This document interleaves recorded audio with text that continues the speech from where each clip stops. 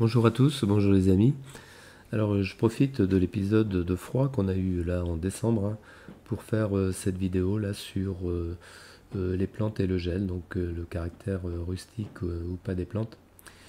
Et j'ai commencé par filmer cette journée où la neige est tombée dans la région nantaise, qui est quand même assez rare. Ça permet de voir que la neige va tenir mieux à certains endroits qu'à d'autres, en particulier là sur mes pots. Alors la neige au potager ou au jardin, c'est plutôt un bienfait puisque la neige crée une couverture, va donc protéger les plantes de froid plus intense, si jamais les chutes de neige sont suivies d'un épisode de froid intense. Pour le reste, est-ce qu'elle amène de l'azote? Ça, c'est un sujet controversé. Donc on voit que les coquerets également là ont une petite couche de neige. Globalement, on a l'impression qu'ils sont gelés, on verra ça plus tard.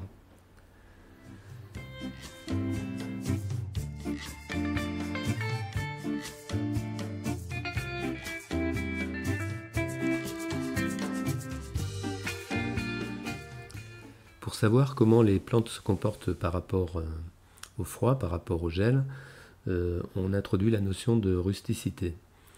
Alors il faut savoir que dans le monde, il y a des zones qui sont définies. Il y a un certain nombre de zones de rusticité qui vont de 1 à 11, qui sont classifiées comme ça, entre moins 45 degrés et plus 4 degrés. La France, elle va se situer sur des zones de rusticité qui vont de 7 à 9, c'est-à-dire de moins 18 à moins 1. Alors ici, dans la région nantaise, on est dans une zone océanique où on peut avoir des épisodes de gel importants comme ceux qu'on vient d'avoir d'ailleurs, où on est descendu à moins 6. Donc c'est pas très fréquent, mais ça arrive. On peut également descendre plus bas, on peut descendre jusqu'à moins 10, mais là c'est beaucoup plus rare. Donc connaître sa zone de rusticité, son climat c'est important, mais connaître également la rusticité des légumes qu'on invite au potager, en particulier en hiver, c'est également une information importante. Alors là, on a quand même une difficulté. Alors on peut dire que certains légumes sont très rustiques, ils vont par exemple supporter jusqu'à moins 20 degrés, comme les choux, comme les poireaux, voire comme les mâches. Mais ensuite, ça dépend aussi des variétés. Donc on peut avoir des variétés de poireaux qui vont être moins rustiques que d'autres. Et puis, on a très peu d'informations là-dessus. On en reste au niveau de généralité. C'est pour ça que c'est important, quand on a des périodes de froid comme ça, de faire de l'observation, c'est-à-dire de voir par rapport aux légumes qu'on a semés, qu'on a implantés pour l'hiver, si ils résistent bien ou pas. Alors parfois, on ne sait pas trop avec, par exemple, les blettes, les céleris, les chicorées, suivant en plus les variétés, il y en a qui vont être plus ou moins, qui vont être moyennement rustiques ou plus fragiles. Donc en fait, observer dans son jardin les légumes d'hiver qu'on a implantés, c'est toujours très instructif quand on a comme ça des périodes de gel. Donc comme ici, on a eu sur plusieurs jours, on a eu un minimum à moins 6, et puis on a eu des températures autour de moins 4, moins 5, moins 3.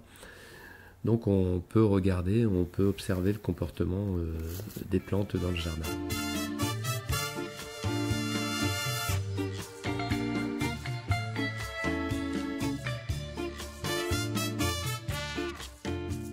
Alors en période de gel, ce qu'on voit, c'est que nos plantes sont figées, les feuilles en particulier, qu'elles sont figées et qu'elles sont plutôt recroquevillées. En fait, il y a un mécanisme qui est un peu comme en cas de grosse sécheresse, qui fait que nos plantes, on ne sait pas du tout comment ça va se passer au réveil, au dégel. Et une règle générale pour le potager, c'est de ne pas aller chercher des légumes par temps de gel, parce que si on coupe des légumes feuilles gelées, elles vont tout simplement se liquéfier dès qu'elles vont revenir à température ambiante.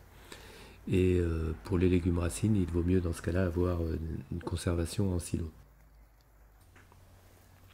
Quand on regarde comme ça nos plantes gelées, nos légumes, on s'interroge évidemment sur ce qui va se passer au moment du dégel, en particulier sur des légumes dont la rusticité n'est pas vraiment très importante, comme par exemple les salades.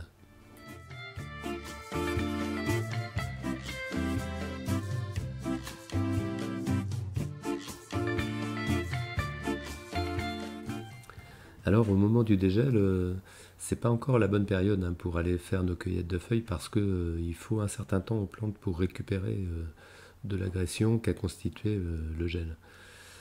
Alors bon, ici par exemple, là j'ai cueilli quand même un jour après, donc 24 heures après la fin du gel, j'ai été cueillir quelques salades et sur mes cressonnettes, mes vulcanes là.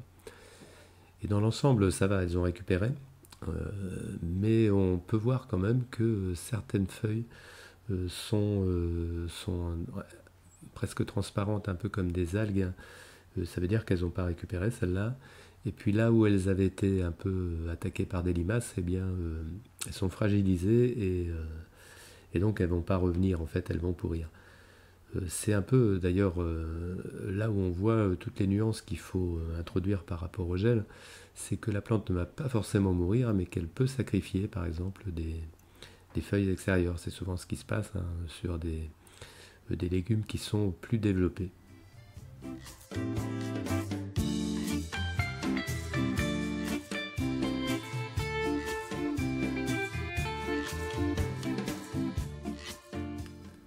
Alors on constate quelque chose qui est que plus la plante est développée et plus elle va souffrir en fait du gel. Des petites laitues d'hiver là qui sont sous mes tunnels, mais j'en ai également en barquette encore, eh bien elles passent tranquillement à travers ces gels importants. Alors que mes chicorées pain de sucre, qui sont plutôt des légumes qui sont considérés comme supportant bien le froid, hein, puis ça les améliore en plus au niveau du goût, et bien quand même sur les feuilles extérieures, on s'aperçoit qu'il y a quand même des dégâts. Alors il faut leur laisser un temps de récupération plus long, hein, il faut attendre un peu encore pour voir, mais même si elles ne vont pas mourir, il y a certainement des dégâts qui sont liés à la période de gel. Alors notre artichaut, il semble avoir passé le cap hein, de la période de gel, mais par contre, c'est pas sûr que les feuilles extérieures ne pourrissent pas à terme.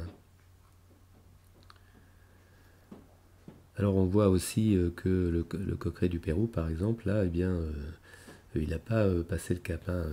Il a clairement gelé, donc les tiges, là, il faudra que je les nettoie, que je les coupe. Maintenant, ça ne veut pas dire qu'au pied, il ne repartira pas. Là, j'avoue que j'ai une grosse incertitude. Donc là, c'est avec l'observation qu'on peut progresser justement dans la connaissance de ce genre de plantes qui ne sont pas très connues sous nos climats. Et bon, quand il y a comme ça des dégâts évidents du gel, il faut se dire que toute la plante n'a pas forcément gelé. Peut-être qu'au niveau des racinaires, on peut encore avoir des reprises possibles. Que ce soit les coquerets ou bien les zinnias, si elles supportent assez facilement des températures autour de 0 degré, quand on arrive à moins 5 degrés, là, ça ne le fait pas.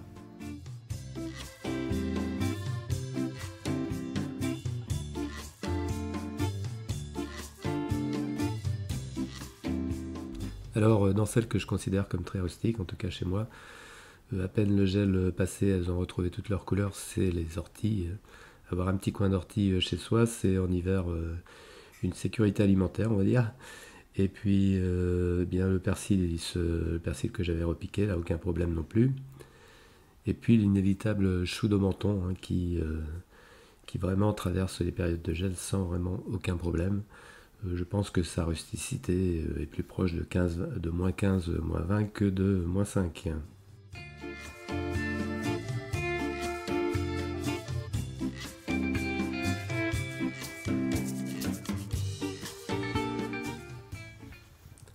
Alors on voit que les fèves hein, qui sont vraiment toutes petites, là, qui commencent juste à sortir, donc elles ont pris un petit coup de gel hein, sur le haut hein, des feuilles, ça se voit, mais c'est pas très grave et donc elles vont très peu être touchées par cette séquence de gel dans la mesure où elles sont pas encore très hautes. Hein. Plus la plante est haute, hein, et ça effectivement c'est une donnée générale, eh bien elle souffre davantage que comme ça quand elle est toute petite.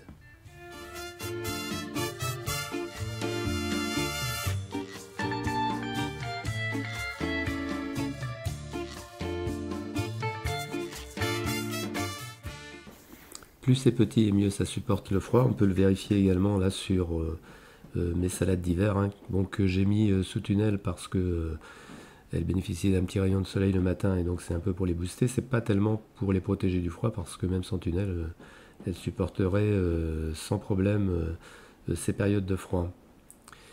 Et alors bon, c'est une variété d'hiver, hein, mais bon, on le voit par exemple au niveau de ce qui reste de la barquette de semis, hein, qui a aucune protection et qui bien, elles sont pas du tout abîmées par le froid. Alors on voit également pour les semis, comme ici mon dernier semis de mâche, hein, qui bien supporte aussi très bien le froid.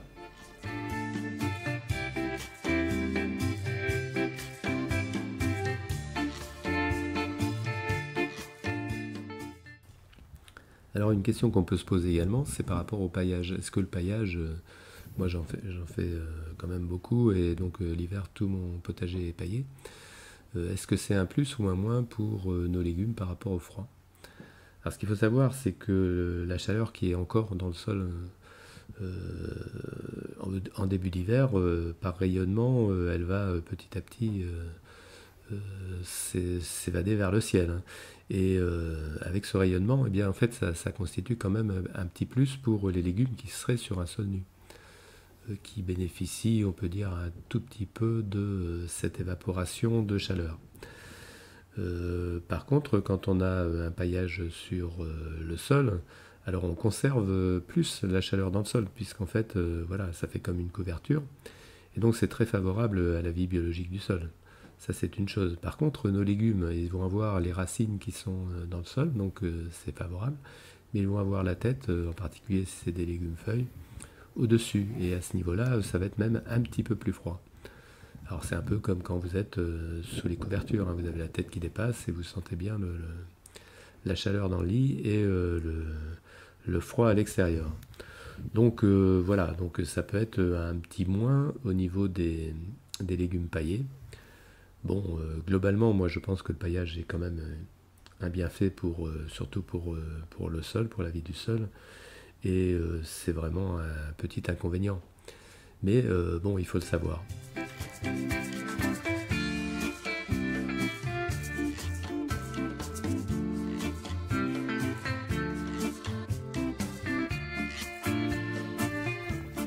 Alors, ces périodes de gel nous permettent comme ça d'observer les légumes qu'on a au jardin en hiver, les plantes plus généralement, et donc d'apprendre quand même pas mal, hein, sur leur capacité de récupération ou pas.